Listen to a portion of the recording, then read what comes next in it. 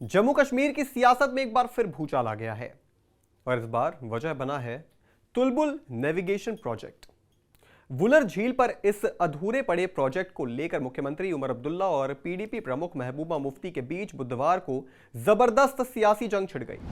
उमर अब्दुल्ला ने सिंधु जल संधि के सस्पेंड होने का हवाला देते हुए प्रोजेक्ट पर दोबारा काम शुरू करने का ऐलान किया तो महबूबा मुफ्ती भड़क उठी। उन्होंने उमर के बयान को न सिर्फ गैर जिम्मेदाराना बताया बल्कि उसे खतरनाक रूप से भड़काऊ भी बता दिया।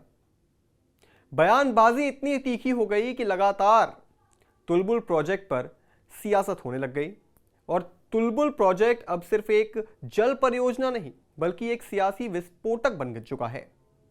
लेकिन क्या है इन सब के बीच महबूबा मुफ्ती का सीधा पाकिस्तान की भाषा बोलने का डायरेक्ट कनेक्शन?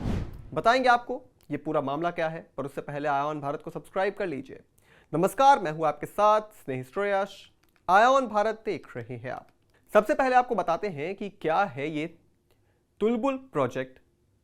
तुलबुल नेविगेशन परियोजना को लेकर जो ये पूरा विवाद है ये भी आपको बताते हैं। तुलबुल नेविगेशन परियोजना को वुलर बैराज स्टोरेज परियोजना के नाम से भी जाना जाता है।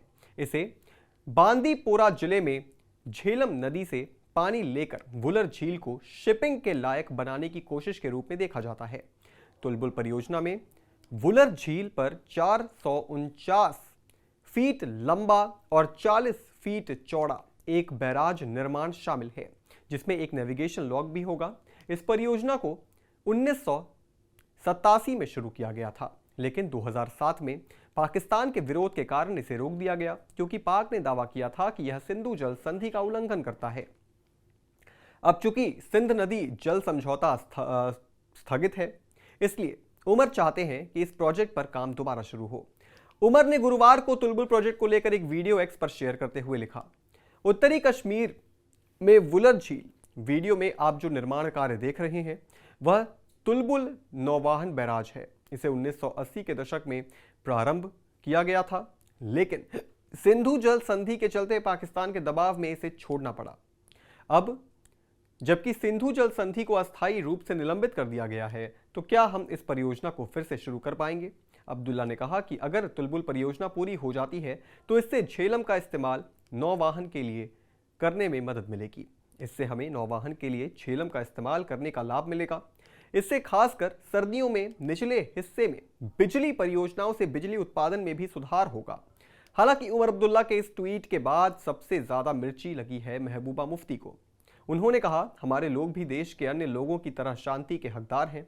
पानी जैसी आवश्यक और जीवनदायी चीज को हथियार बनाना न केवल अमानवीय है बल्कि इससे उस मामले का अंतर्राष्ट्रीयकरण होने का खतरा भी है जो द्विपक्षीय मामला बना रहना चाहिए।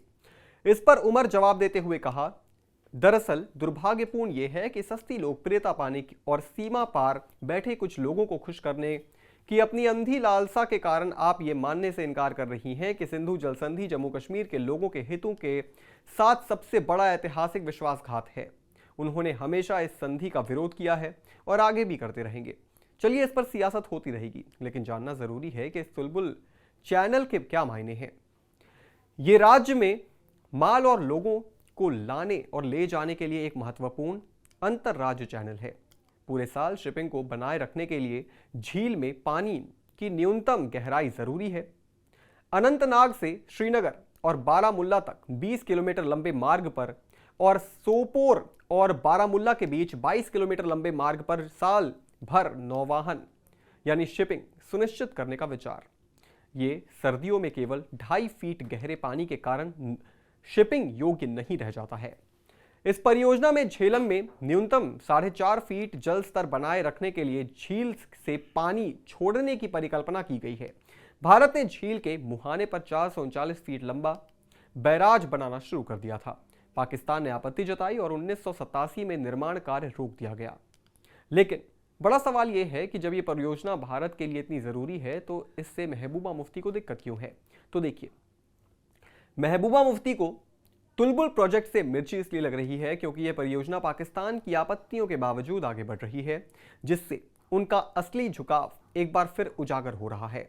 अक्सर पाकिस्तान समर्थक बयानों और भारत विरोधी रुख के लिए जाने जाने वाली महबूबा मुफ्ती को ये प्रोजेक्ट इसलिए खटक रहा है क्योंकि इससे पाकिस्तान को झटका लग सकता है और भारत की रणनीतिक बढ़त मजबूत होती है। उनके विरोध को लोग कश्मीर में पाकिस्तान के एजेंडे को बाई प्रॉक्सी बढ़ावा देने की कोशिश के तौर पर देखते हैं, लेकिन बड़ा सवाल यह है कि यह वही देश है जिस देश में महबूबा मुफ्ती रहती हैं, भारत देश। उस भारत का गुणगान करने के बजाय भारत से जुड़े हर काम में अड़ंगा लगाने का काम महबूबा मुफ्ती क्यों करती हैं? इसका जवाब महबूबा मुफ्ती को जरूर देना चाहिए। इस पूरी खबर पर आप क्या सोचते हैं दोस्तों? हमें कमेंट करके जरूर बताएं और भी तमाम बड़ी खबरों से जुड़े रहने के लिए आप देखते रहें आया ऑन भारत।